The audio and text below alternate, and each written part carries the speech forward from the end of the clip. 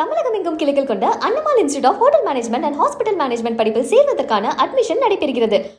மாமல்லபுரம் அரசு சிற்பக்கலை மற்றும் கட்டடக்கலை கல்லூரியில் நடைபெற்று வரும் வளர்ச்சிப் பணிகளை அமைச்சர் சாமிநாதன் ஆய்வு செய்தார். செங்கல்பட்டு மாவட்டம் மாமல்லபுரத்தில் உள்ள அரசு சிற்பக்கலை மற்றும் கட்டடக்கலை கல்லூரியில் 10 கோடி ரூபாய் மதிப்பீட்டில் கல்லூரி வளாக சுற்றுச்சுவர், முகப்பு வாயில், மாணவிகள் விடுதி உள்ளிட்டவை அமைக்கப்பட உள்ளன. இந்நிலையில் அந்த பணிகளை அமைச்சர் சாமிநாதன் நேரில் சென்று ஆய்வு செய்தார்.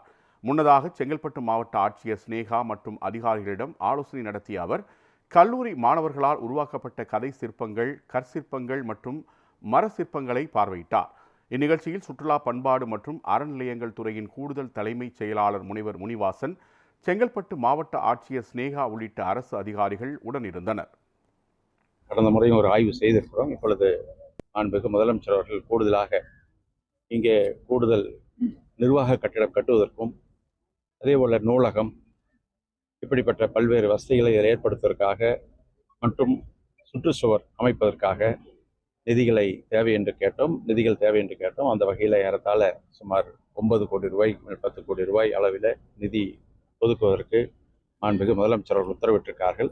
அதே போல காலி பணியிடங்களை எல்லாம் விரைவில் நிரப்புவதற்கு, தகுதியானவர்களை நிரப்புவதற்குரிய நடவடிக்கையை மேற்கொள்வதென இங்கே நாம் ஆலோசனை செய்திருக்கிறோம்.